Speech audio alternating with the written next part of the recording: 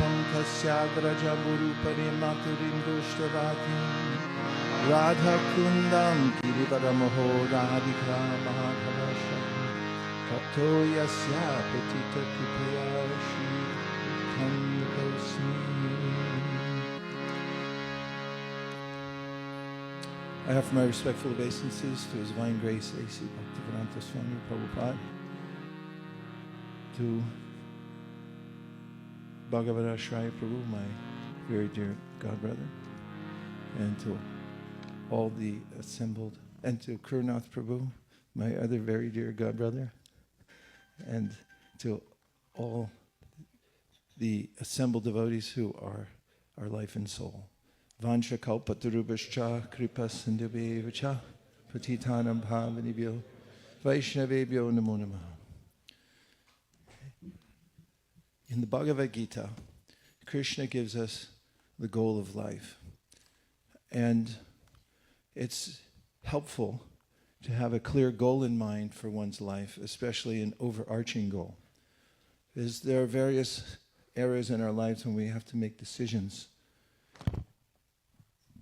No, there are decisions to be made in all areas of our life. And they come from moment to moment, week to week, month to month, year to year. It never stops. Welcome to human life. It's complex. Sometimes it can be overwhelming. In fact, most of the time it is. We are exposed to everything as humans. The natural forces, the interaction with others, and we take on the qualities of those environments and those people that we associate with, as Krishna says in the Bhagavad Gita, Karanam guna sangosya, sarasad yoni janmasu, whatever position you're in now, he said, you've engineered it yourself, knowingly or unknowingly.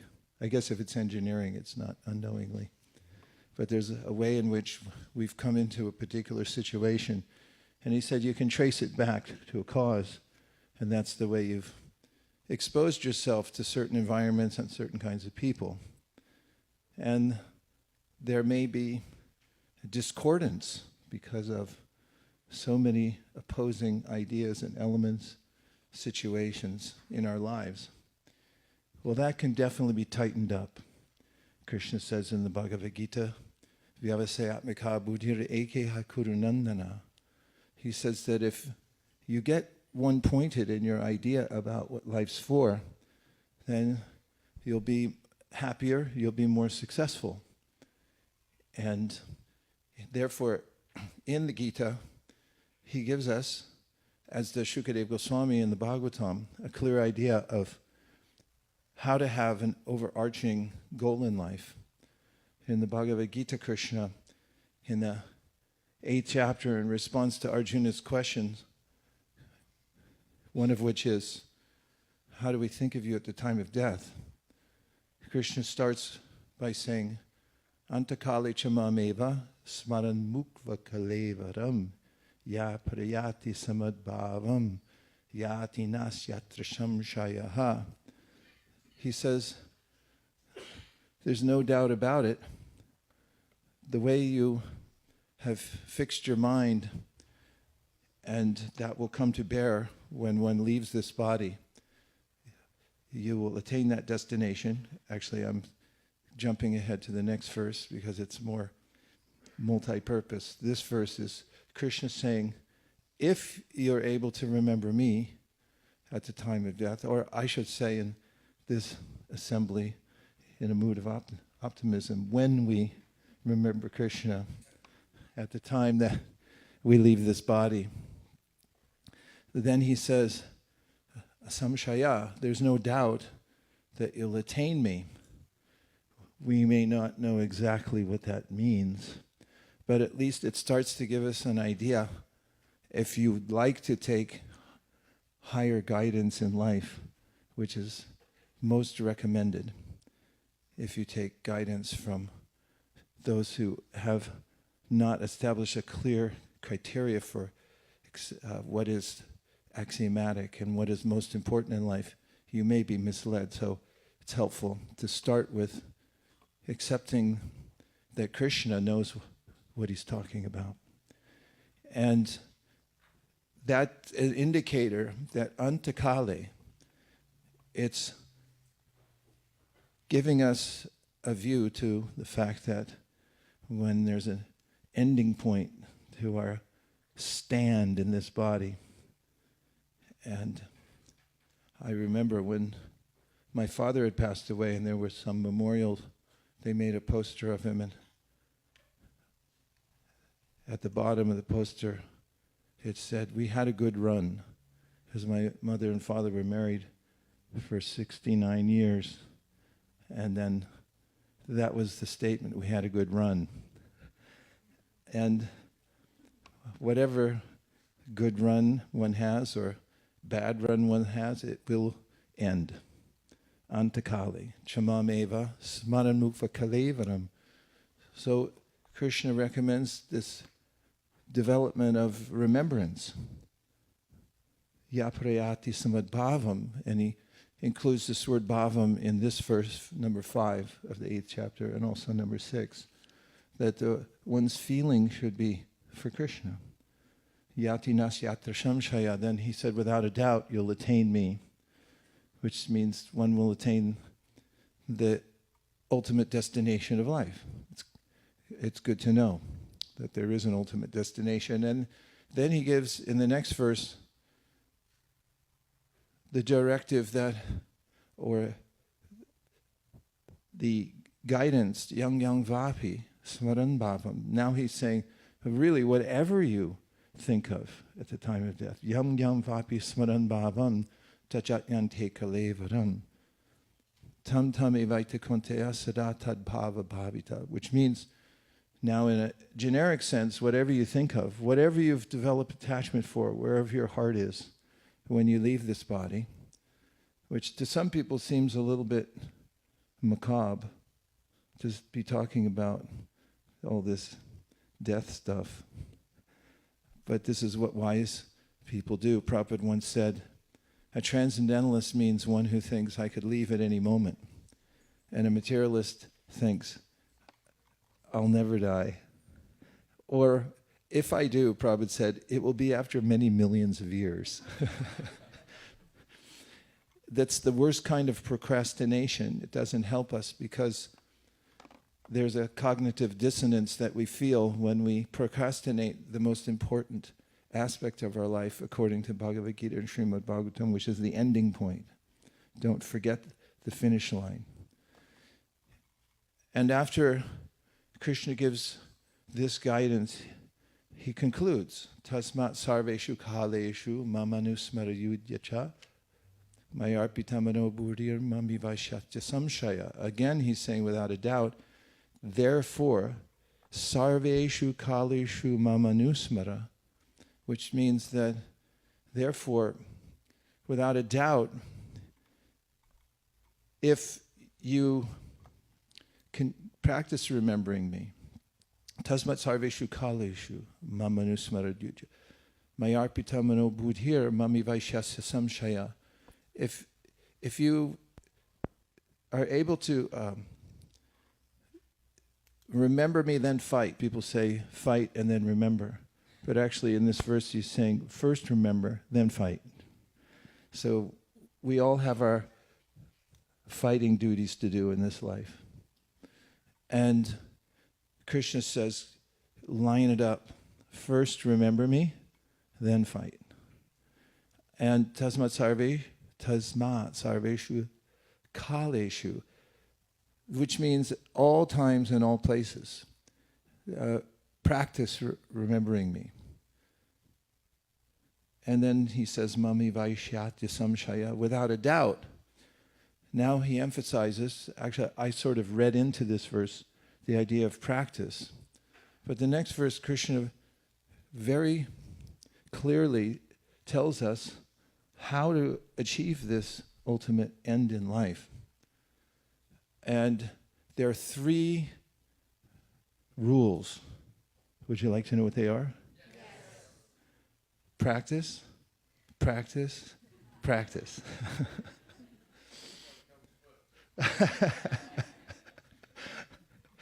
They fit together well.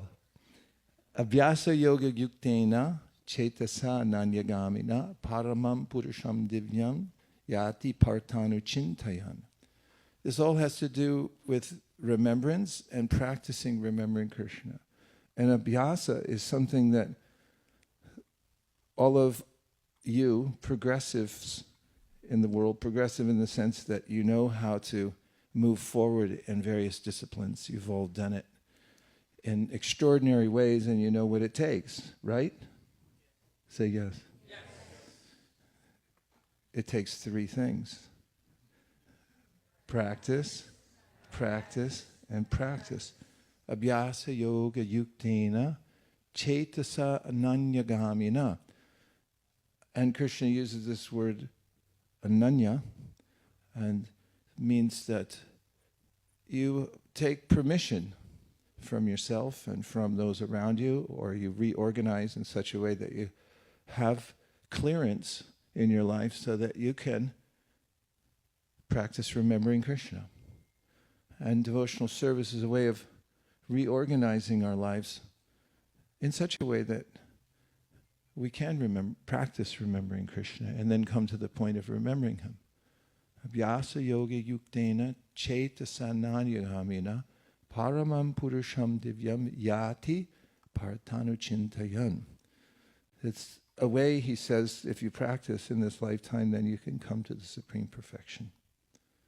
Kavim puranam manushashitaram anurananiyam sam anusmaradyaha sarvasya dātaram achintya rupam adityavarnam tamasa parastat. Then he mentions various ways to remember Krishna. Krishna is a person, but he gives these slightly abstract ways of remembering him. The first one I particularly like, and it's also mentioned in the Sri Upanishad, verse number 8, a kavi.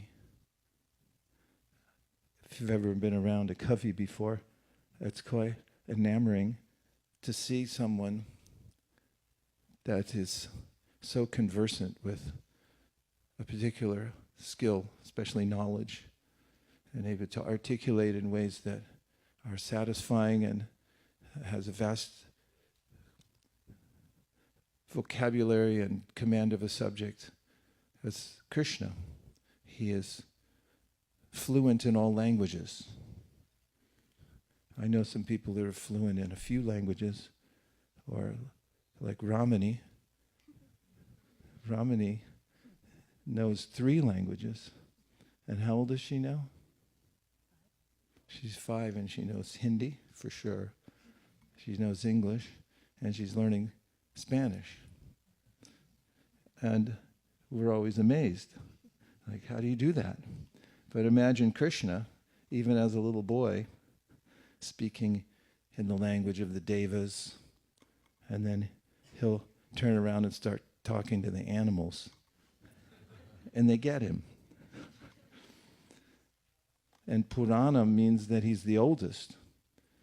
And that means he's the root of everything, the root of all of us, the source. And there are various ways that Krishna gives us to think of him. And he goes on talking about how yogis practice so that specifically at the time when they're leaving their body, or by their own choice, they can leave their body, they can perfectly remember Krishna. Prayana kale manasa chalena bhaktya yukto yoga balena chaiva guruvor madhye pranama vaiśeṣika satam param puruṣaṁ apaiti divyaṁ. He talks about yogis who practice and practice and practice through a mechanical Ashtanga system so they can raise the life airs. And then at the time of death, fix them between the eyebrows. And then there's a way of leaving from the top of the head, and Krishna goes more into this at the end of the 8th chapter about those who wish to position themselves through paying a lot for an astrologer or figuring out what are the best times to leave. But then he mentions yoga balena, and Prabhupada says, you should develop this spiritual strength. He said there are people who practice different kinds of yoga. Set the sixfold process of yoga. And then he said, but especially bhakti yoga. And he said, you should get strong in this. Practice Abhyāsa-yoga-yuktena, and then get strong. Have yoga balena. And you should practice hard. And you should practice a lot. How should you practice? Hard and a lot. That is, if you have this clear idea that the ultimate goal is to be able to remember Krishna and be emotionally involved with him, which is really the remembrance that Krishna is mentioning. If you've ever been emotionally involved somewhere, anyone? Emotionally invested? Am I hitting any chords here? And as I mentioned earlier, that's what humans do. We're vulnerable to our environment. It's really easy to look at someone and say, oh, what if we had a life together? And there are plenty of literatures written about love gained and lost in this world. So there's a sense of that being an indicator that we have the capacity to love, and bhakti practice means to develop that loving attachment, that emotional involvement with Krishna. That's possible. So goal number one, to keep at the top or near the top of your list, you might keep it as develop attachment for Krishna or love for Krishna, but be ready for the final moment. And it's always good to be ready for a test. Otherwise it feels overwhelming and you're not sure how you did. Doesn't it feel good when you're ready for a test and then the test comes and you knew the answers for sure? Do you like that or not? Yes. Yeah, me too.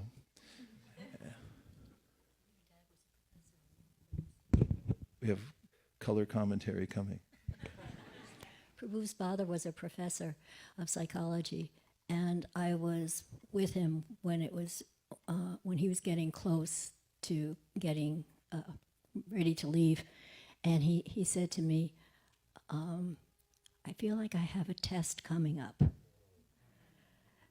And so, we talked a little bit about, he wasn't quite, he was coherent but not fully present. And so they say a lot of times when you are getting ready to pass away, you talk about it in terms that you understand. But it was so apropos that he said, I feel like I have a test coming up. There's more of a excess. Those who are about to leave the world oftentimes have an existential view of the world. They see themselves more as entities and sometimes become lucid about their involvement in a particular lifetime. And it's not so easy. You can't just make up for not studying for a test, students, until the last minute. You start early and you do it in installments and you do it over and over again, and then it becomes part of you. Then you're ready for it. And I mentioned before and got a lot of comments back that I had been asked to meet a gentleman when I went once to the East Coast who was about to leave his body, and he wanted to become fully Krishna conscious before he left, but he had not practiced. But somehow he had the foresight to see that, oh, I need to do the best I can in my last few weeks. And my godbrother had called me and said, could you come spend some time with him? And I did. He was in hospice care, which is another observation I had that the hospice nurse or the person that the state had sent over was not that helpful as far as consciousness goes. They weren't educated about what to do at the time of death. And this person had held my hand by his bedside and told me it's so difficult to make up for lost time. And one of the incidents was he wanted to write a check. He was a wealthy man. He wanted to write a check for the local temple, and as he was writing it, he said, even this is hard to do. I've been holding on to my money for so long that it's hard for me to write this check right now, even though I know I'm going to die. So those who practice throughout their lifetime, tena tyaktena bunjita, they see I have a quota, I can use that in Krishna service. The rest is to be engaged in Krishna service, part of the practice. And also seeing Krishna within everything. As I was looking out this tree when we were chanting, I was thinking of Krishna's analogy of the banyan tree of the material world. And anywhere we look, near Akula and I went over to see the ocean the other day. It never fails to impress us. You see the ocean, you just feel, oh, I think all their problems are small. And Prabhupada once, looking out at a San Francisco Rath Yatra down by the beach, said, all glories to the Pacific Ocean. Keeping that on the top of your list as what Shukadeva Goswami also talks about to practice. And what else? And what else? Practice, practice, practice. To get ready for that time, don't be left in the lurch and feel disappointed. And if you keep that at the top, it doesn't mean that you'll become, well, hopefully it doesn't mean you'll become fanatical or antisocial. But it will give you a sense of gravity in all that you do and a sense of purpose. And it is what Shukadeva Goswami says to Parikshit, the most elevated person, that the purpose of life is to get ready for the end. Ante Narayana Smriti. I find that it helps me to tolerate other things that are going on in my life if I know that the ultimate point is I'm going to leave. And keeping that perspective also inspires me to daily practice to make sure that I'm ready for the test. In life and in the way we deal with others, I should say, Krishna considers the way we deal with others to be indicative of how we deal with him.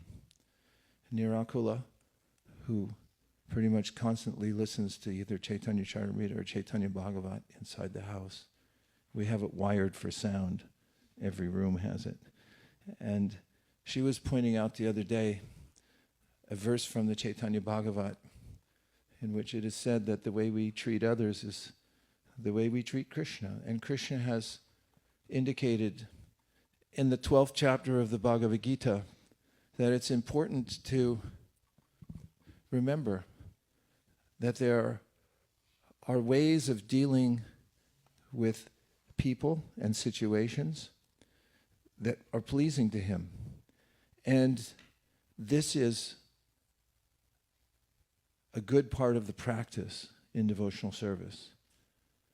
Because what's most common for all of us is that we deal with people and we deal with situations.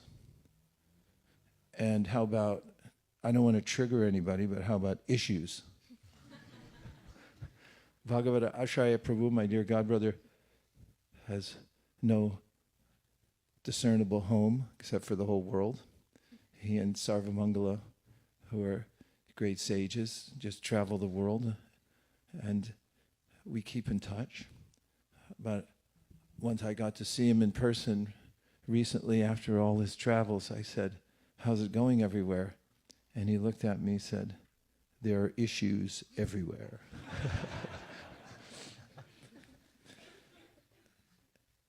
devotional service is not theoretical. It's not a show.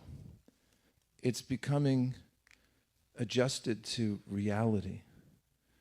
And Krishna talks about reality in the Shīrsha Upanishad, or through his representative, Swayambhuva Manu, he talks about reality. When he indicates that anupashyati, we should see all living entities, we should respectfully treat all living beings. And that begins with respecting ourselves. It's common, I find, that devotees have a sense of feeling worthless.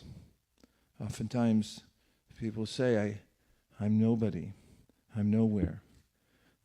In one sense, there's this humility where we might say that, but there's also a condition of lack of self-esteem based on not knowing who we are. And it could be from feeling overwhelmed by our situation as human beings, as souls in a human body.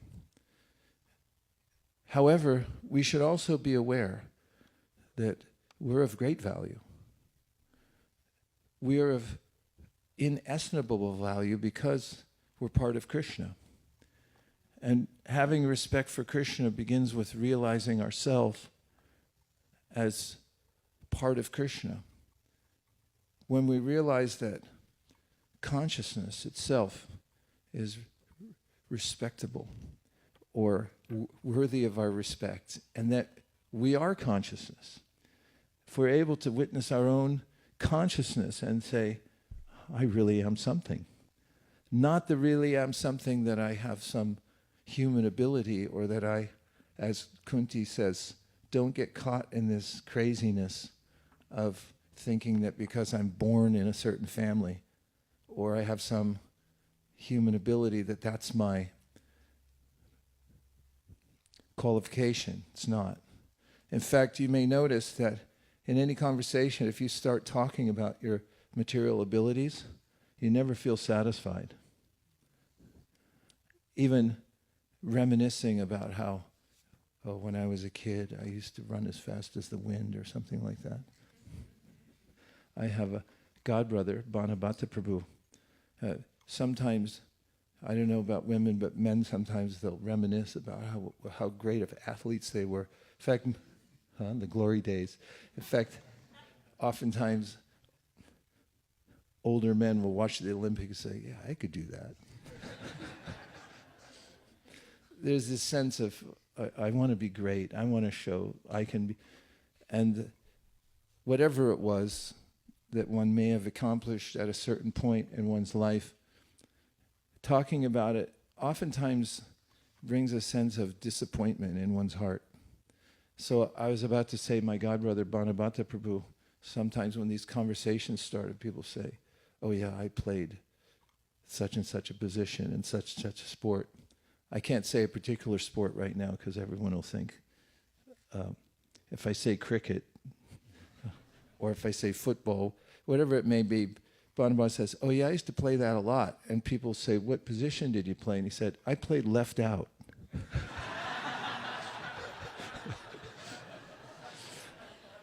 And I thought that's a nice exit strategy from getting pulled into the glory of who I am, who I used to be, how much money I've made, and so forth.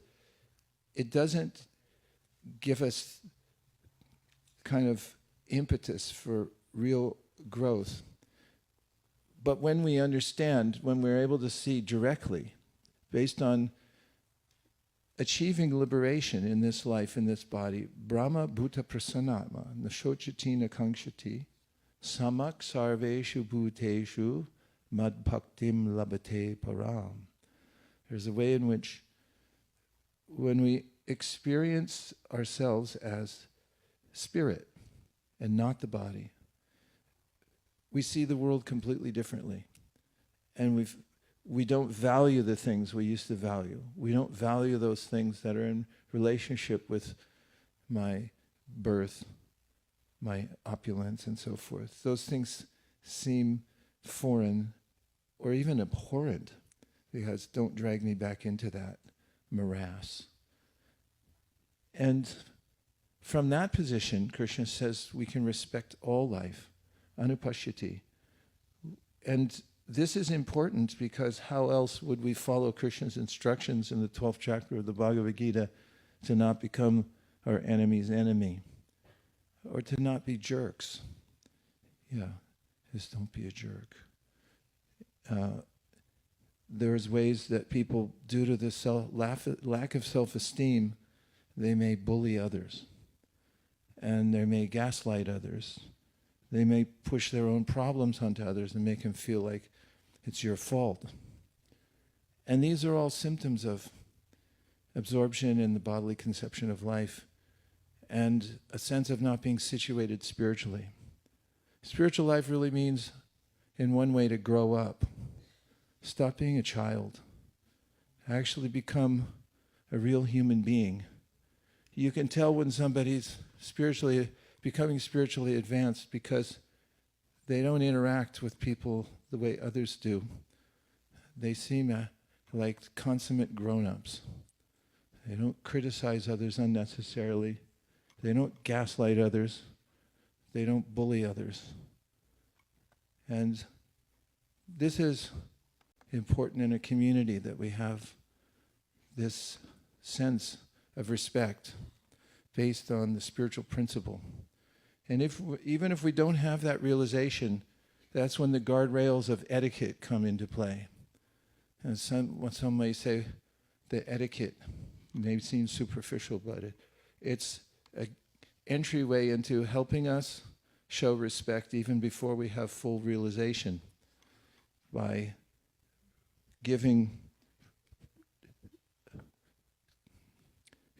noticing that there are ways in which those who help us should be respected. We should be willing to be aligned with mentors, whoever we may be. In fact, I find the most advanced devotees I know are clearly aligned with mentorship. The most advanced. The more advanced one is, the more one realizes, I need help, and I need to be aligned in my devotional practice. And therefore, in a community, we should have that sense of respect for those who have helped us as gurus, who have come to us and helped us see the next steps, or who are constantly giving us advice of how to take next steps, or have helped us enter onto the path. We should have that culture of respect. And this is one of the alignments that allow us to advance in devotional service. By the way, it's also noticeable when we come into an environment where such a respect is present in the culture. It's a much nicer place to be. And I'm just making a few points I had on my mind. That's why I'm looking at my... Would you like to say anything before I move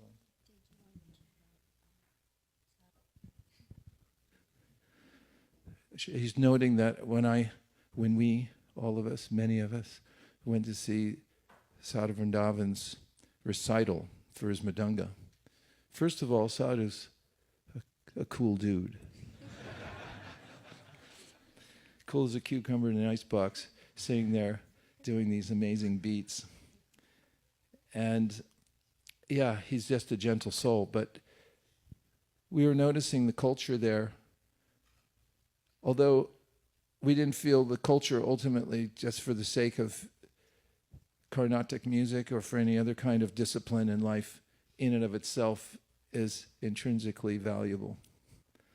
It has obvious value when it's connected to Krishna consciousness. But we did appreciate the culture of respect, and we noticed a very clear line of authority. There were various luminaries there, and everyone took time. As I mentioned yesterday in the opening of the Bhagavatam, everybody took time to recognize who got me here. how's this chain coming down? And there it was in that recital environment, that the top musician there, who was a prodigy from the time he was 3 and who is world renowned in music, he was highly given respect by everyone. And then it got passed down, and there was a sense of very clear acknowledgement of how this comes down to us. And if we're humble and we respect our teachers, then it comes to us. And we like that. And we felt it was very helpful. And it was reminiscent of those gatherings where everyone feels valued, but everybody also knows that they have a place they have a positioning within the group. Even Kṛṣṇa, when he would meet with others, would show deference in different ways. For Yudhishthira, he'd offer his obeisances. For Arjuna, he'd give him a hug. For Nakula Sahadev, he allowed them to bow down because there's a clear etiquette.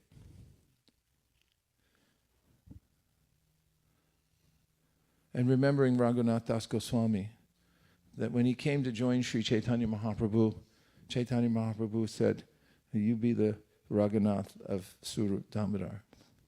You're the Raghunath of Swarup. So there's a way in which, even though, we're approaching Kṛṣṇa, but who are we approaching Kṛṣṇa under? And therefore, the principle of being the servant is extremely useful.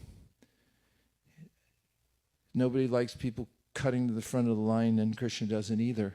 But the mood of, I'm under this person.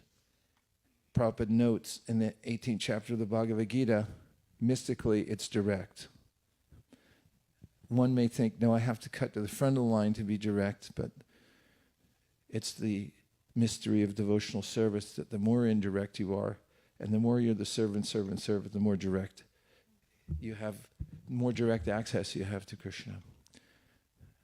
And then a final point, or maybe set of points, is how I see the world and my place in it, Nira Kula place in it, our place together, and our place with all of you. Does that sound interesting? Yes. Yeah. I feel happy, very happy. We feel happy in our lives. One way we feel happy is we've been investors since we were young. I'm not talking financially, although we've been diligent about that also. Nothing's unimportant in one's life, it's holistic. But there's a way in which, when we look back to our investments that we made, we look back in wonderment. Who got us into this mutual fund that included Apple and NVIDIA back when we were 16? What does our portfolio seem like to us now? It seemed spiritually, I'm not saying we feel that I feel that what I'm saying is that we feel fortunate someone talked us in to a good financial investment when we were young. What's it going to take to get you into an investment now? We didn't know much better, except we just thought this is the greatest thing we've ever seen, and we didn't have much care for the rest of what was going on in the world. That was the zeitgeist of the time, so it gave us an on-ramp to invest, almost unknowingly, kind of a Forrest Gump kind of thing, at least in my case. And he said, somebody got me into this fruit company. Remember that? And it was because it was Apple, and he is like a multi-millionaire. He was a little slow, but someone got him into a fruit company. What was it? Apple, when it first started. Anyway, I hope it's not lost anywhere. And we feel like that. And we feel that the opportunity is fully available now, as much as it ever was. And we're interested in getting everyone into this investment as much as possible. And even if you don't know exactly what it is, if you have enough vision to see this is much better than everything else. And that's important. Anyadevahur sambhavad, anyadahur sambhavad. Iti shushumadhiranam enastabhijrakshare. Take it from the wise sages. This is the best investment anywhere. There's no comparison. Anywhere in the 14 worlds, you can't get anything like this. So even if you don't have full knowledge, or even if you still have a few lingering doubts, try to keep the window open to keep investing and keep giving your heart and soul to the ways of investing that has come down through the Sri Guru Parampara. In investing financially, you have to have a philosophy, because the market goes up and down, and you just have to keep doing what you said you were going to do and not freak out and buy high and sell low. You have to keep doing. So we have to keep doing throughout our whole life, this investment process. So one of the ways that we're dedicated is we're doubling down, tripling down on our investments now at this time of life. And for everyone who's started devotional service, keep investing. And even if you don't know clearly how it's going to compound and add up in your life, it does. There are so many ways in which Krishna says that even the smallest thing you do is so valuable to me. Of course, we know neha vikramana shosti pratyavayo navidyate swalpamapyasya dharmasya trayate mahato bhayat. So if you've done a little bit of this, don't worry, he says. It's going to save you. But what to speak if you really got into the investing in your spiritual life? What kind of a spiritual portfolio might you have in 5 years or 10 years? And that's important. Otherwise, you end up broke. Or, as people used to tell us in St. Louis, I distributed books there for 3.5 years. And when they were without means to donate, which I don't think was true, but they'd say, I'm broke, busted, and disgusted. Don't end up broke, busted, and disgusted, because whatever investment you make, well, let me put it in the positive, whatever investment you make will add up. I think of the encouraging ways in the Bhagavatam. I was revisiting this morning how the Avanti Brahmana, who ended up broke, busted, and disgusted materially because he was a jerk and he disrespected everybody because he had money and he thought that he could rule the world just with that. And then, in course of time, he lost everything, but there was a time that he had done a sacrifice for material purposes, but during it, he thought of the Supreme who was controlling all the demigods. And there was just a spark of appreciation. And that's what carried over after he lost everything, and that pushed him forward in his spiritual life. And then there's Nriga, who was a Paka materialist in a way.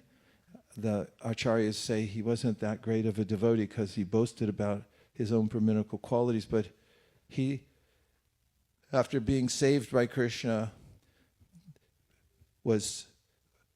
Krishna asked him, how did you get so fortunate? And Vishwanath Chakravarti Thakur answers for him and says that one time he helped somebody, a Brahmin, get some Bhagavad Gitas and Srimad Bhagavatams that he wanted to keep in a nice temple.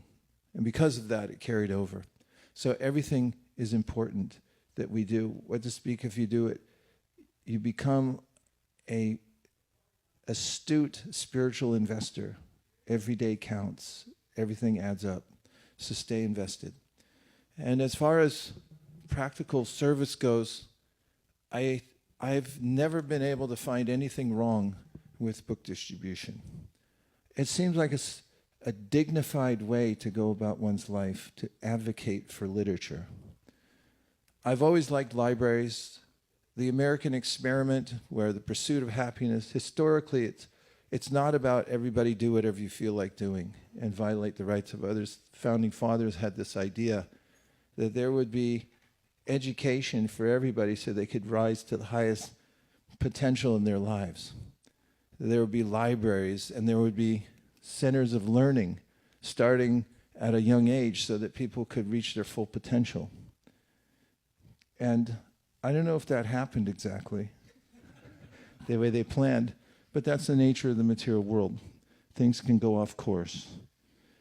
However, I see the vision of the acharyas starting from Vyasadeva to make knowledge available to the world as a highly dignified way to live one's life.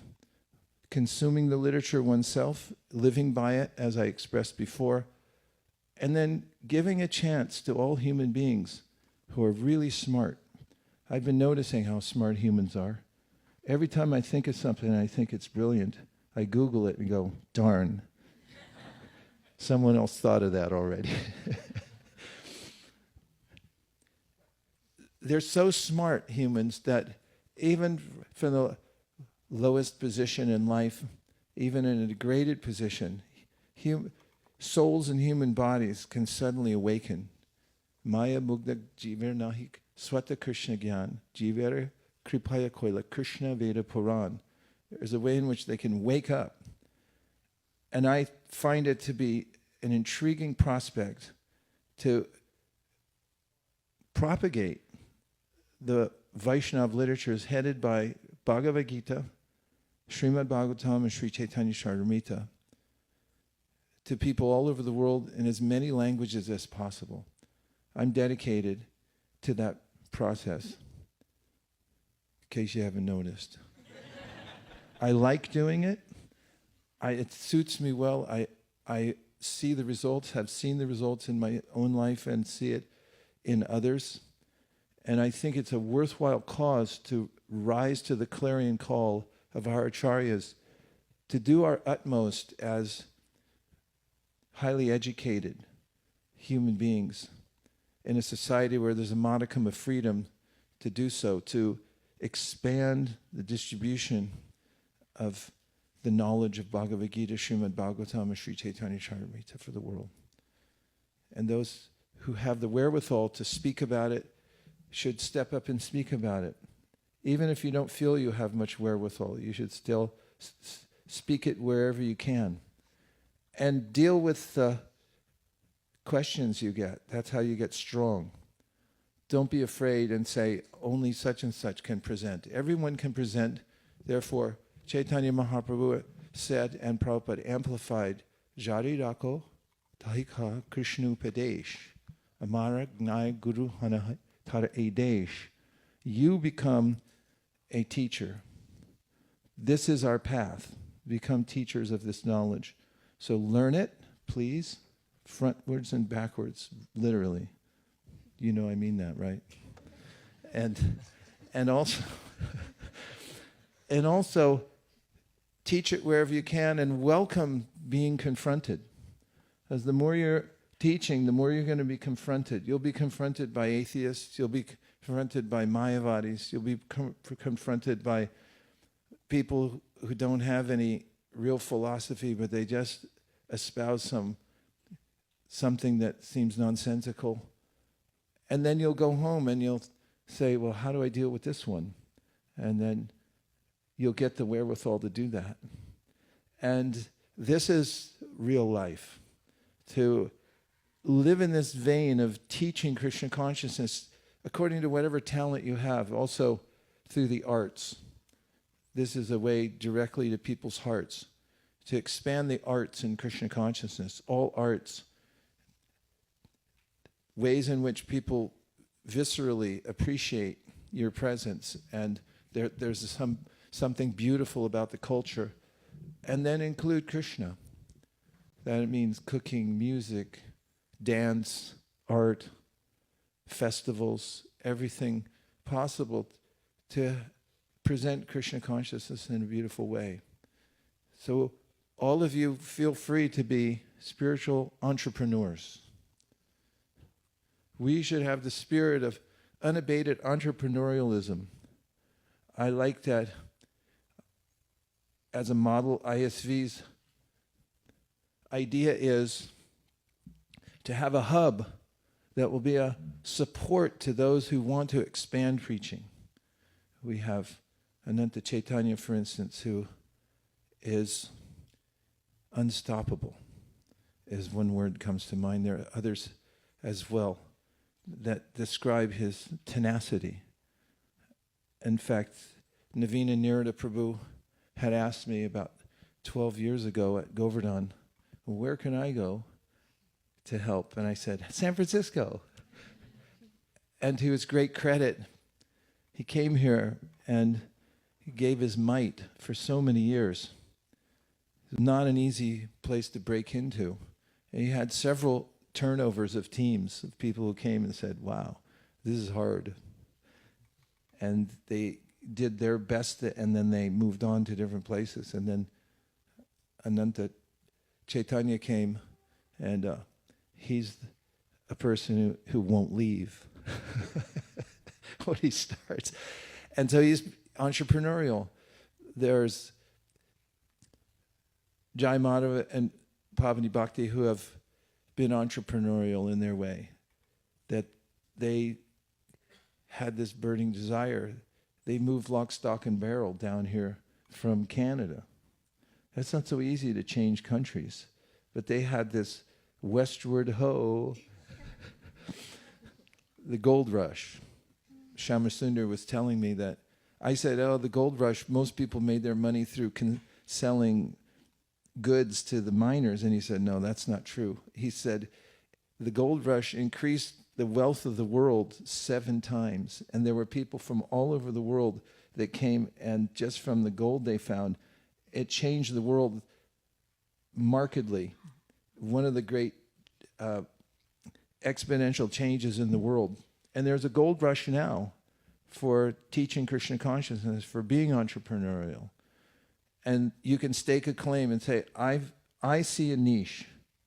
We have Brajaras Bhavana and a group of devotees who have seen an opening for preaching in the scientific realm.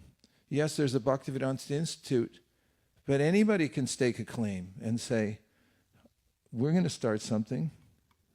You wouldn't say this, but someone would say, yeah, I'm smart, I can do this. And why not?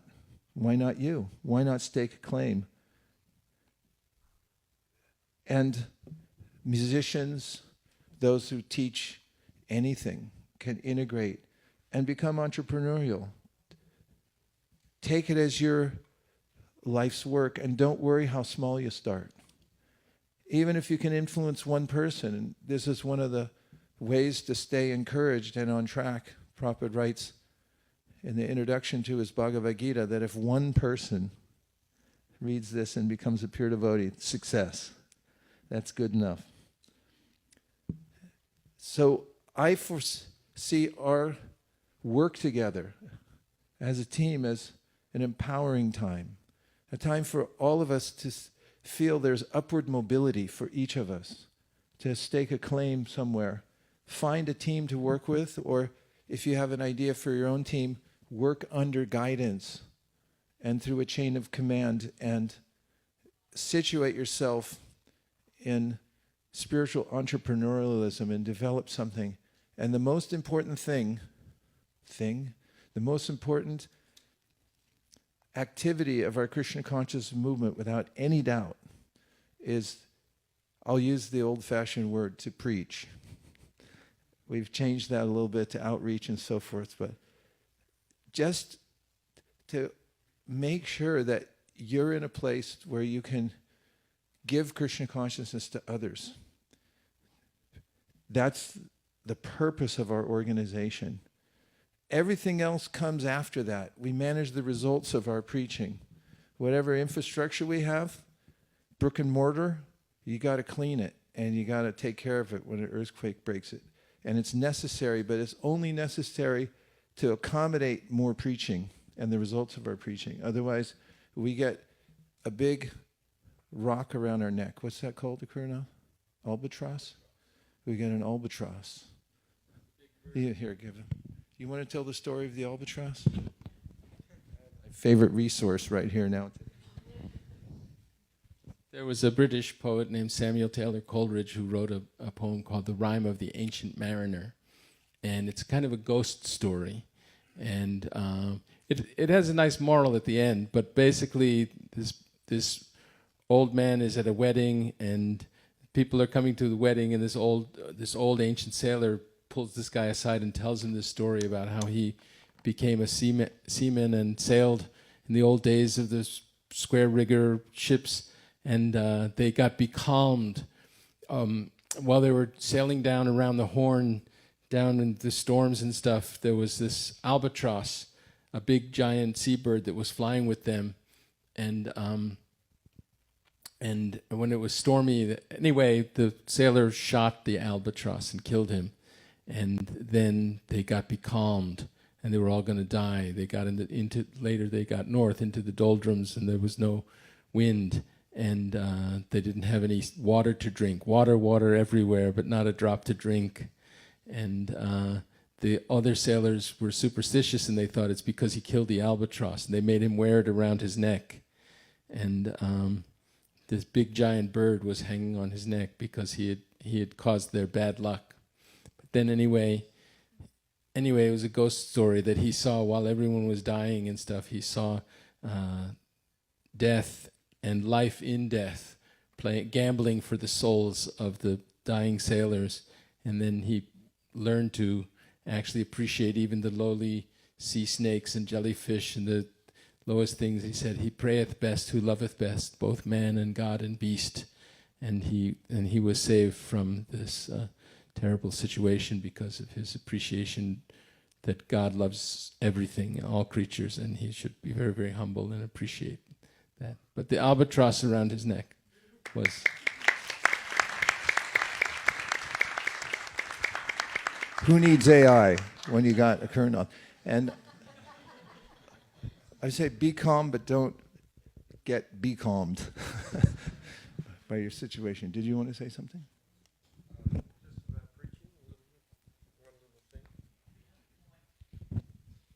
Another word that Prabhupada used very regularly was to propagate Krishna consciousness. And this ties in perfectly with your entrepreneurial concept, because it's a natural process.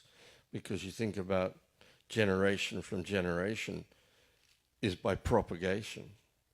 It's a very natural thing, and the essential meaning of propagation is to cause to multiply by natural generation or reproduction, to set something forward, to extend, spread, and increase, to multiply plants by layers, and to breed things. So all of this ties in completely with what you're saying, that the entrepreneurial approach is the propagation of Krishna consciousness on all levels, according to time, place, and circumstance, and the particular abilities and capacities that we have as individuals.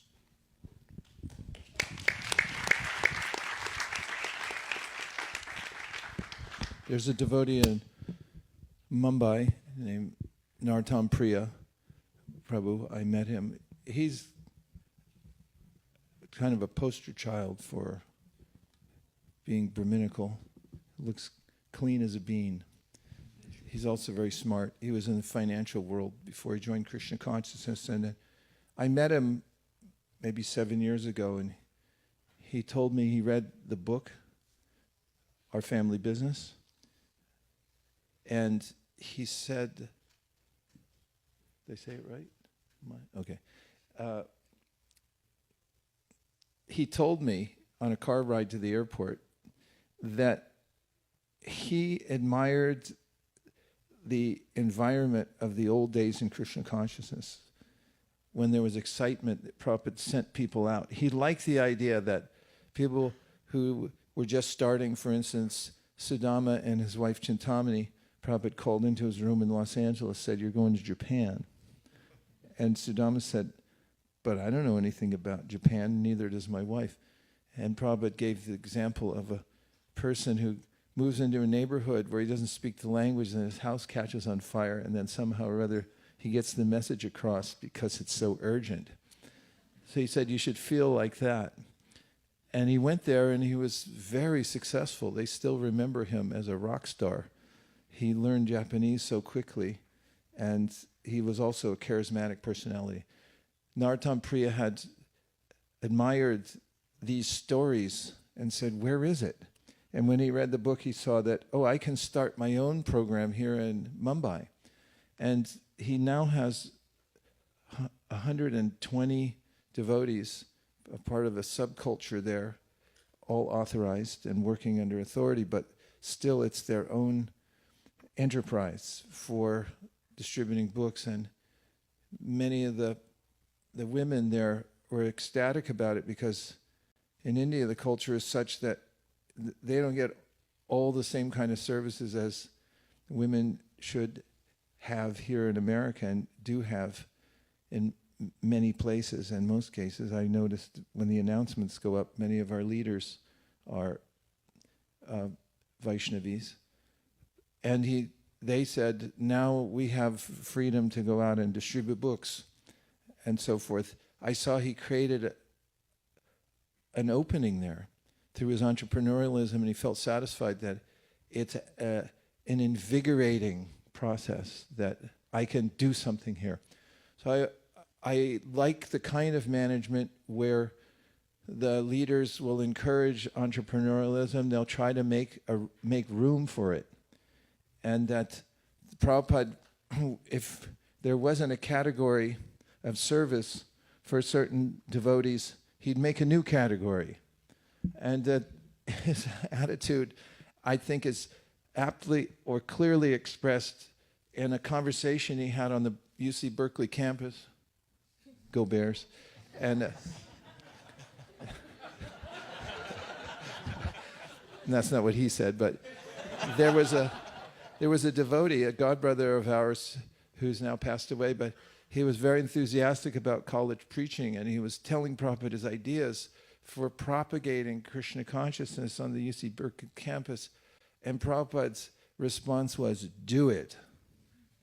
So this spirit of do it is the spirit of Lord Chaitanya Mahaprabhu, who initiated some Muslim policemen on the top of a hill after they left Vrindavan. And they had come to arrest the devotees. He said, you're under arrest for drugging this sannyasi and taking all this stuff. And they said, what stuff? And Mahaprabhu came back and said, Hari Bol, and came back to consciousness, and then started talking to them, and then recognized that they were spiritually open. So he initiated them right there on the hill. And Prabhupada said, this is the Krishna consciousness movement, the prerogative of the preachers of Krishna consciousness. You can go anywhere. The world's open for business. And therefore, we should use our skills, talents, whatever we're learning for business, organization, psychology, music, to open a shop. If those people in India can open those little shops, little wooden thing, I don't know how they make money, but they have little rolls of pan or something pre-processed. That's all they got in there. And they're in there kind of like lying on their back, waiting. I never see anybody in there buying anything.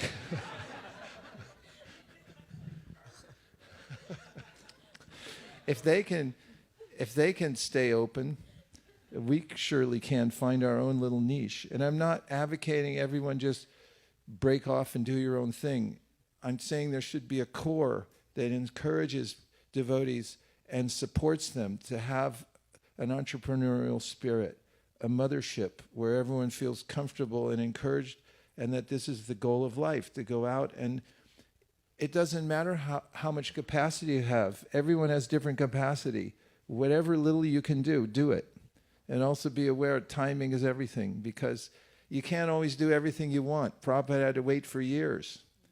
And then it all came to him, but he was a lifetime in preparation. If you have a burning desire in your heart to do something, you go, oh, darn, I got homework.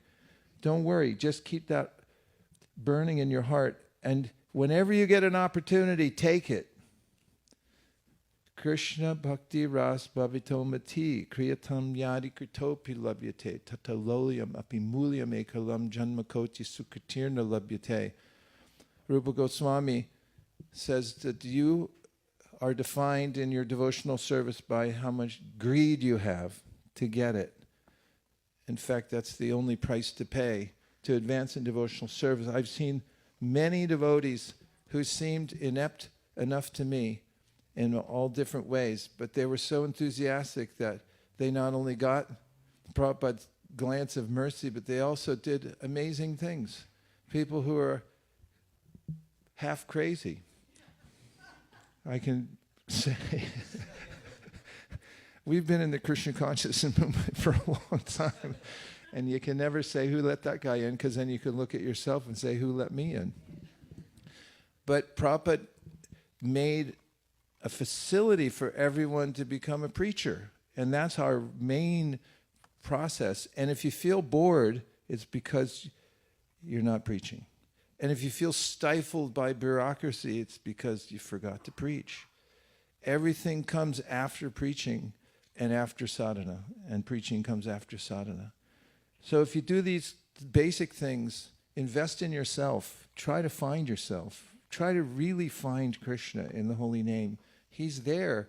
And just use your intelligence to understand, if great thinkers who were beyond reproach said it's a good idea, just keep doing it and practice it until you can actually experience it for yourself.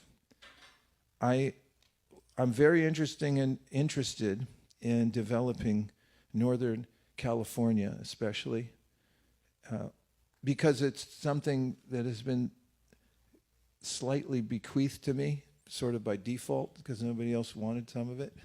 So I was like, we're here. And we have opportunity to develop this area.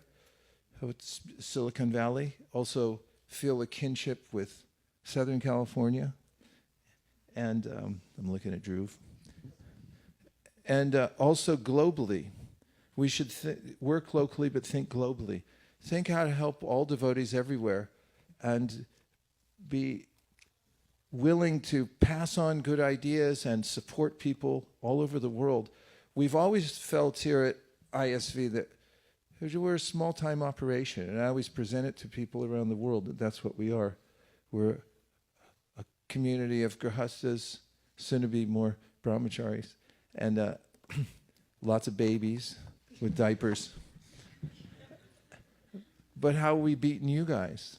And but we've always felt like this is a proving ground to find out what works, experiment, and then export it as fast as possible for the good of the world. Try to make it available to people all over the world. And finally, to be very, we should, if you can't do any of that, just be really nice. Be nice. If you have a lack of self-esteem, then work on yourself. And don't blame others for your problems. Become a mature person. Become serious about making yourself better. And don't worry about how others aren't up to your standard. What about your standard? Worry about ways you can improve yourself and just get absorbed in that and try to make yourself better. And then we'll all have a happy, successful life. Nirkula, would you like to make some points? He's good. I saw Nirkula look at her watch, so I came to a very quick end.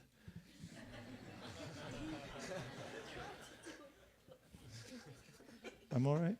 Okay, if anybody wants to make a reflection or a comment, yes, Devavrata Prabhu. Can it be open to any topic or specific? Yeah. Okay. I just have a question just in terms of the practicality of our God family, that obviously you're going to be taking more and more disciples as time goes on, and more people are going to want to take shelter of you. And many of us have experienced over the years a special feeling of intimacy in our God family simply because the size has been quite small and almost like a family. But as things grow, there's kind of a feeling that potentially things could become more formal for good reasons. But how do we maintain a sense of intimacy amongst each other and a sense of intimacy with you as this inevitable growth takes place without feeling a sense of insecurity or cognitive dissonance, wishing, I wish it was the way in the old days? One aspect of life is that it changes. And coming to grips with the fact that everything changes over time. I saw some of our God brothers and sisters who were there in the early times of the movement, and they were living in the same house with Prabhupada, driving in the same car, eating together and so forth in Prabhupada's room. And then the movement changed. Especially by 1973, there was a spike all over the world, exponential growth. And many of them found it very difficult to make that adjustment. And what happened? What always happens, there's always some change in human interaction. So one thing is to be conscious of the fact that things do change over time and find ways to adjust. Also, service is transcendental. And there's a way when we're serving together, we always feel connected. As disciples of Prabhupada, we feel as connected now with Prabhupada as we did when he was here, because of our service and our intention to practice every day what he told us to do. In that, we feel connected. And Prabhupada mentions that in the Chaitanya Charitamrita Adi Lila, in the first chapter when he talks about Guru Tattva. He said, in the absence of one's spiritual master, one should take the instruction of the spiritual master as one's life and soul. And Prabhupada himself said he didn't have that much association with his spiritual master in the way that many of his God brothers did who lived in the same mutt with him. But many of those who lived in the same mutt with him became overly familiar. And we saw it also with some of Prabhupada's disciples. They found fault at some point. We feel fortunate that we joined during the spike in many ways because we had a relationship with Prabhupada through service to him. So expect change, be absorbed in service, and have a sense of connection, loving exchanges with your God siblings and with everybody else as much as possible, because that's the real nectar of Krishna consciousness. Bhagavat Prabhu.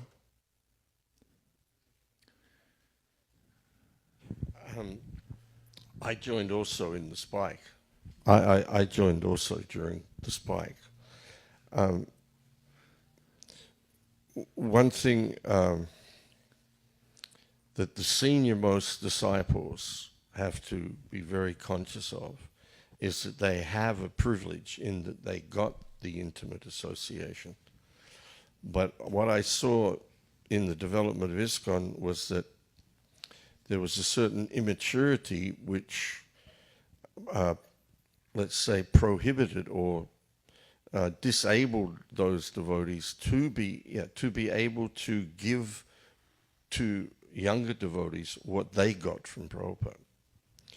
So in terms of what this question is, as the community of disciples grows, there's obviously those who have been disciples longer and have had the opportunity to get more intimate association with you.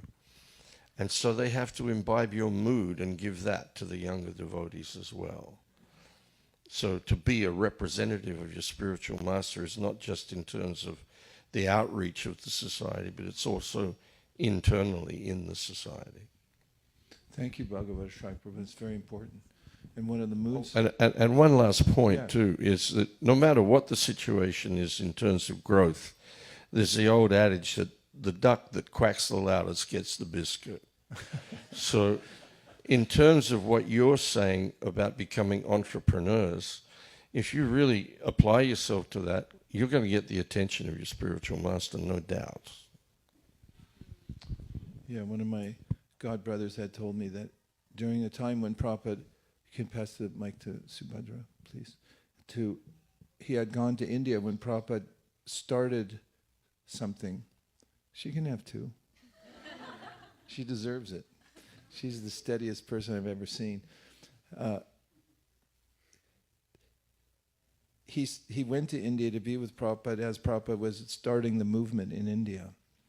And he had a lot of opportunity to sit in the same room, even had a service of putting Prabhupada's chandan on during the Guru Puja in the morning.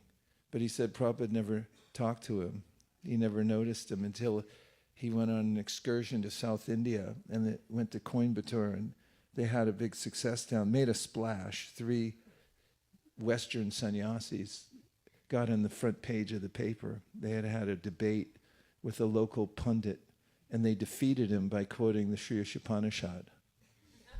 And that got in the paper, that pundit defeated by American kids in sannyasi garb. And after that, he said, when he came back, Prabhupada noticed him. He started talking to him, giving him more service and so forth. Subhadra. We gave you 2 mics and neither of them work. There you go. Haribol. Sorry. So when you were talking about being at the beach and seeing the ocean made your problems feel small, one time I was at this really private beach at the ocean, and it was at night. It was late at night, and all of a sudden I became aware of everything under the surface and how huge that world is and mysterious, and so much is going on. They haven't even found everything there. So that actually made me feel like very small, and like my problems were very small, but that was a reflection. And my question was, when you were talking about we're living, like the goal is to, at the end, think of Krishna with heart. I was wondering how you would preach to someone, like, you know, on book distribution or something, that may talk about how we shouldn't just live for the end. Like people say, oh, the goal is to go to heaven. But people are averse to thinking like that. They want to live for today. So how would you preach to someone like that? Give them prasadam and introduce them to the joy of Krishna consciousness.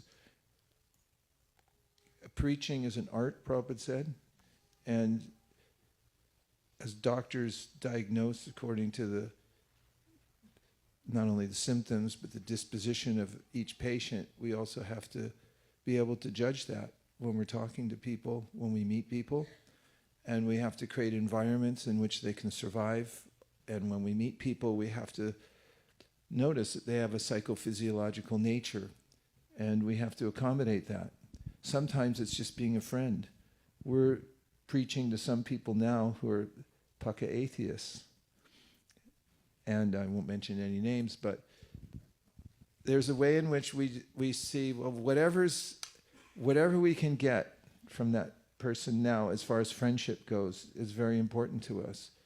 We just feel like somehow we've reached out to a bunch of people in academia and other places to start a conversation, and somebody wrote back, said, yeah, I'll talk to you. And we started talking to him. And you never know what's going to happen with Krishna consciousness, because the soul's marginal. And any time they can flip. You see people flipping on everything nowadays. Whatever they're doing is like, no, I'll do the opposite. And you're like, really? That's weird. And so, not so weird. That's what souls do. And so the existential situation of living entities in this world is, if you're nice to them and you give them every opportunity, and any time they go, yeah, you're right. And that chit potency can break through, and they'll just go, yeah, I've wasted my lives, millions of them. Maybe now I'll be a devotee. So do the best you can with each person, and have a good bedside manner. Treat everybody with respect. That's one thing that people don't expect, is that you treat them with respect. And when they feel that, that's kind of the best type of preaching is like, where did you get the ability to show respect to others? Because most people don't have that. It can be superficial. In fact, this morning I went for a very early morning walk and I ran and crossed the path of 3 people. You can't not say good morning when you're the only ones out there. It just seems unnatural to walk past somebody and not say anything. So I said good morning, and I noticed their responses. And all 3 of them seemed fearful of exposing themselves too much, like, who are you? Maybe that's the realm I live in the suburbs. And I was just thinking that people are very prone to get caught up in a certain mindset and be very closed down, and to be able to be there for them so they open up. That's a kind of preaching too. You don't have to directly tell them anything. It's more our mannerisms and the way that we respect them. If we respect them, even listen to them. Shraddha, are you here? She's in there. Oh, that's okay. Don't call her in. She's a witness. We were on a Sankirtan party in Santa Cruz one day. Shraddha was right there with me. That's why she can vouch for the fact this is true. We met this guy and his daughter. The gentleman has a daughter. She was maybe 10 years old, and I showed him the book, and he was kind of neutral. And then I told him about the donation part, and he became disgusted, and he just thrust it back, and he went on a diatribe. Shraddha, is this true? He went on I'm talking about Santa Cruz. He went on a diatribe about how all we want is money, and there is no God. He pointed to the light post, said the light post is God. It's the same as this. You don't need any books, nothing. Maybe it was 7 to 10 minutes. Shraddha, are you getting this? Yes. True or not? Absolutely. Okay, thank you. And we just kept agreeing with everything. It's like, wow, that's very interesting. How nice. We didn't react. We didn't say, well, you Mayavadi or anything like that.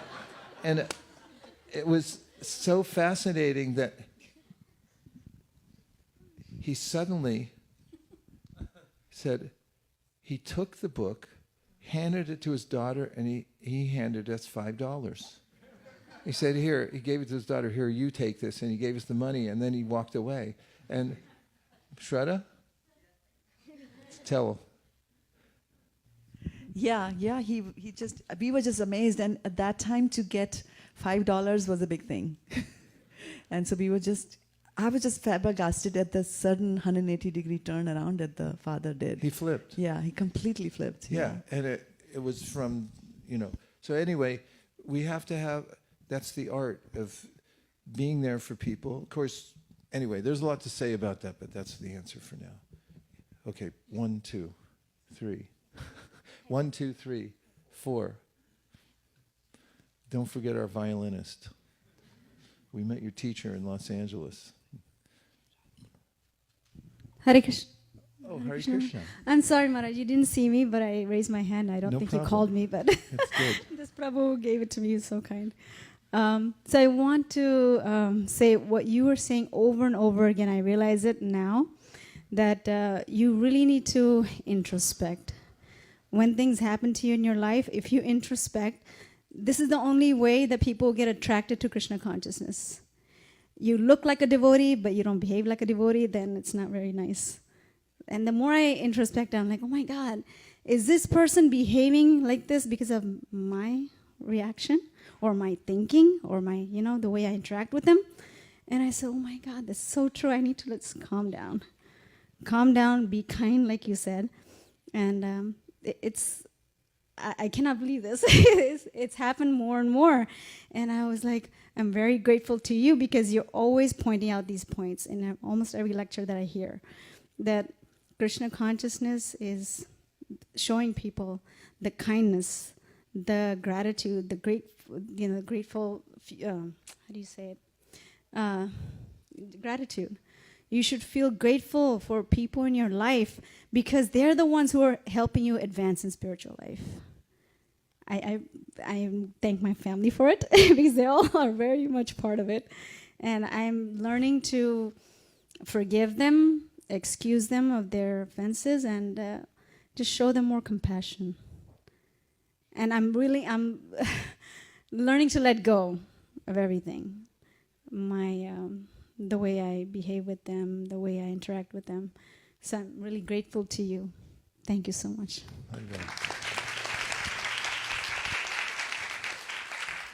Hare Krishna, Guru Maharaj. I just have a couple of things I'd like to share, just along the lines of we were talking about entrepreneurialism and expanding Krishna consciousness. So I recently started in my real estate business, now transitioning over into the Grihastha ashrama.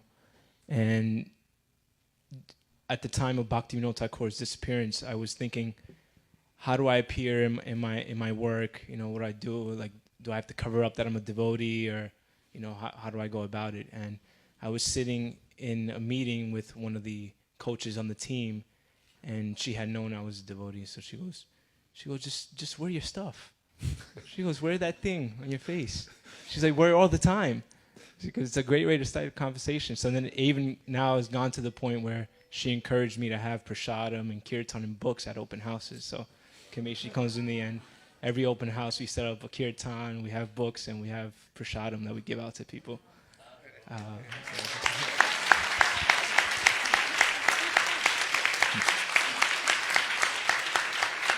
And then I had gone to one training, and I gave this trainer a copy of her book, The 4 Questions. I carried one with me. I gave it to him. And a couple weeks later, I went to an entrepreneurial conference that he was leading up. And then at the conference, in a room full of 300 entrepreneurs, he stopped and he said, there's this boy here tonight. He gave me a book 2 months ago that changed my life, and he doesn't know it. It was called The 4 Questions. And so I just thought, unknowingly I gave it to him, and it was just like, I didn't know how it would affect him, but just a few things that happened in the last couple months. Maybe he'll take a set. I sent them a set. Actually, someone sponsored a set for it, and I sent them a Bhagavatam set. Of course.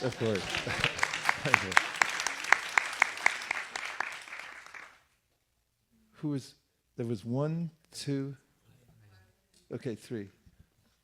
And you're after. Kennedy's next. Hare Krishna Maharaj. Krishna Kai Valya Bhava. First of all, a wonderful class. And I have a question in regards to preaching. I'll be as efficient as possible with my question. So I feel that there are 2 things. One is staying convinced, and then there is preaching. I think staying convinced is very basic. It's very important to preach. One thing for me personally, I've seen when I'm in association of all you wonderful devotees, and also in the temple, my conviction about Krishna consciousness, it just goes up. But in regards to preaching, one thing I've seen for myself is I have to be there in the field, like out in the field, and maybe do book distribution, maybe talk to people, or maybe in academic circles. I have to explain Prabhupada's teachings through different books. So my question is, sometimes when someone asks you a question and you are not able to answer it, and maybe in 6 hours or so you think about it, and then you realize that, oh, this was supposed to be the answer I should be giving them, but I did not, or darn it. I mean, I should have done it, and I've lost a chance to convince someone about this beautiful philosophy. So I'm sure that you've dedicated your life for book distribution. Were you in that kind of situation where you thought you could have explained the philosophy in a better way, or maybe gave a different answer? Because there could be many answers, and one answer, a specific answer that would help that person at that point, might be different than what you actually gave. So without losing the chance to convince that person, is there any sort of reading or maybe studying different philosophies that make you feel uncomfortable because they question your premise or your understanding about Krishna consciousness? They make you feel uncomfortable. Did you read any opposing philosophies to be better at preaching? That's my question. That's your question. Okay. Well, first, there's a way in which we can't know all the answers. Just ask our very dear Professor Sloman, right? Those who helped me research his book, The Knowledge Illusions. That book helped me a lot, actually, reading his book, because now I'm more comfortable with the fact that I don't know much and I can't figure things out. I was talking to Mukaravind yesterday when he was helping us load the car, and I said, I couldn't build one of these. I have no idea how to do it. And if I extend that to anything in my life, I figure out I really don't know anything. And I'm giving a preamble, I'll answer your question, but the fact is that when we go out to teach Krishna consciousness, so much of it comes from inspiration from within. You have to be true. It's better to be inspired and true and answer what you know and just be real. According to your own realization, answer it. And if you don't know something, it's one thing I loved about Gopi Puranadana Prabhu. He's such a great scholar and a great intellect. But he'd say all the time, yeah, I don't know. I can't answer that. And it was fine. And as far as reading all kinds of other things, sometimes, mostly, it's kind of an 80-20, core and explore, because I like to be well-versed in the books Prabhupada gave, and I highly recommend that for everybody. Don't venture out too far until you've really assimilated what we've already gotten. Otherwise, it's a kind of greediness that's not so welcome. You become scattered in your approach. And then if there's specific ways that you could supplement in how to answer somebody, then it could be helpful to look at something, but try to do it essentially and not get distracted and go off in a different direction.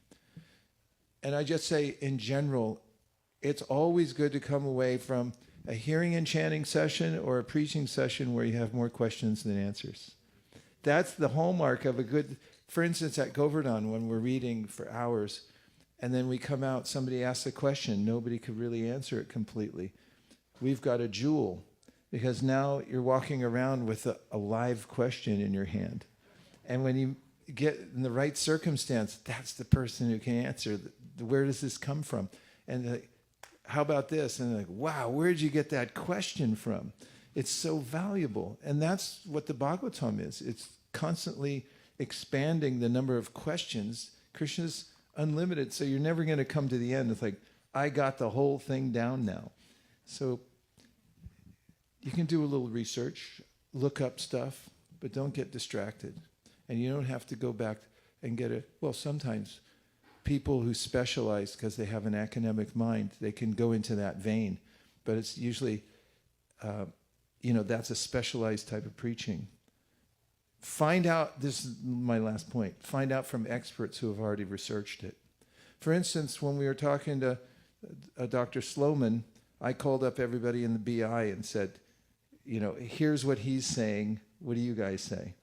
And I got the essence of people who are already in the academic vein, and they're right on it, and I got the essence of it without having to go back and take electives at school and then get a degree and then get a master's degree and a PhD and still not know what I'm talking about.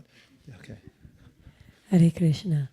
In the beginning of the lecture, you were talking about how at the end of life we're likely to remember Krishna because of practice, and it reminded me of a friend of mine who lost her mother recently. Her mother suffered from Alzheimer's, but the one thing she could always remember was her faith. And so it really proved to me that spirituality, faith, is transcendental to anything else that's going on in the world. because she would wake up and she would think it was 30 years ago in a completely different country. And she wouldn't know how to contend with that, but she would be pacified immediately by being told it's God's plan. And how much more this must be true of those of us who have a personal conception of God, who do work really hard and have that friend in our heart and that physical representation through our association. And so it's really heartening to me to know that as we move forward, if that is what it's like at the end of someone's life who doesn't have the personal conception but is still holding their faith, it will be so beautiful at the end of our lives when we come to our test and we feel prepared. Yeah, it's a good point, and it goes to the idea that the investment is worth it, and whatever circumstances we're in at the end, we'll be able to call on the way we've practiced and invested. Thank you. 1, 2. Hare Krishna Maharaj. 3. I have a question. What is your inside, what you think, how do you encourage the heck out of everyone? What's the secret, and how can we do the same?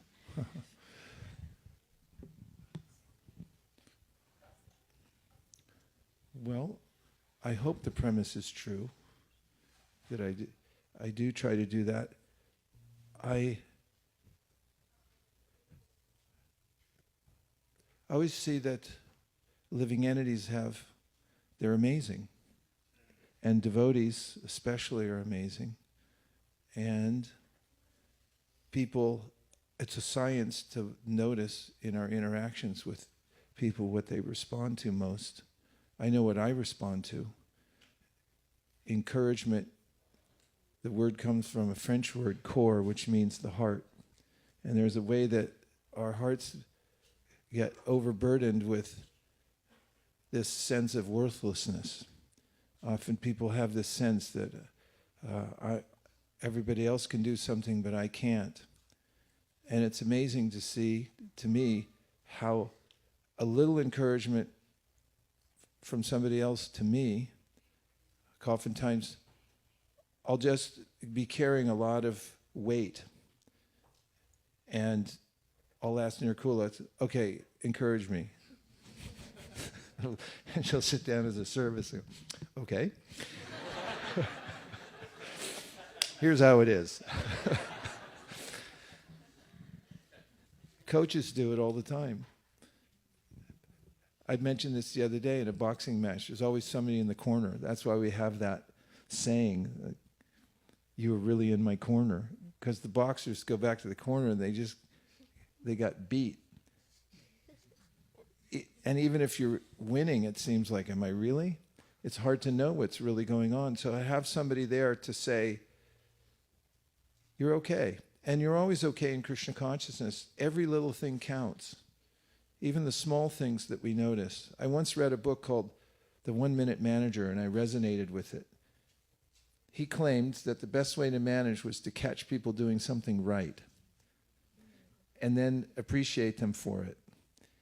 And I tried it out in different aspects of my life, and I thought, that's amazing how a little bit of encouragement goes a long way, because most people find faults more than they find what somebody's doing right. And I know how it makes me feel, like I can live to fight another day if somebody gives me a little encouragement. And able to overcome that seems inherent sense born from the mode of ignorance of this, oh, I'm not good enough. And if community is supportive, if we're all supportive of one another and say, no, you can do it, and it's okay, whatever way you do it, we're going to support, not whatever way you're going to do it, we support you, but we're supporting you, and we also give guidelines. That's kind of the art of encouragement as well, the fineness of it. It's not everything's all good, but Krishna says, raga dvesha vimuktaistu vishayan indriyaishcharan atmavashara videyatma prasadam arigachyati. There are guidelines for following properly, and if you help people, encourage them in the ways they are doing it right, and also make them aware of the guidelines, that if you hit this rail, it's going to disturb your mind and your process of devotional service. That's encouragement. I'll just give a ending as a short, I feel it myself when people encourage properly, when I get it from God brothers.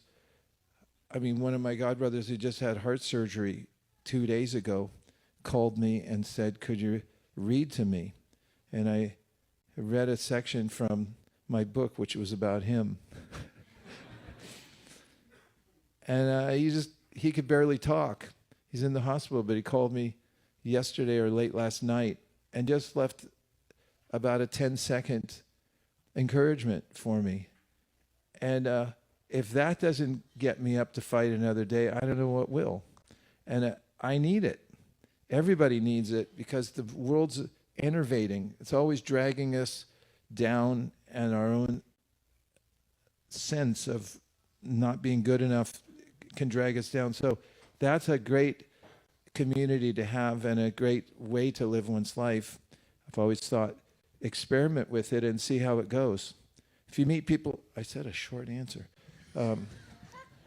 When you meet people, you could go on for days about this. Imagine that they're wearing a sign around their neck that make me feel special. And everybody is special. That's the nice thing about it. They're spiritual souls, and we really do have a sense of kinship. Anupashyati, yastu sarvani bhutani atmani vanupashyati. The Upanishad invites us to do that. Just see everybody's spirit soul and try to fan the little spark in there and make that your occupation. Fan the spark. It's good work if you can get it. Okay.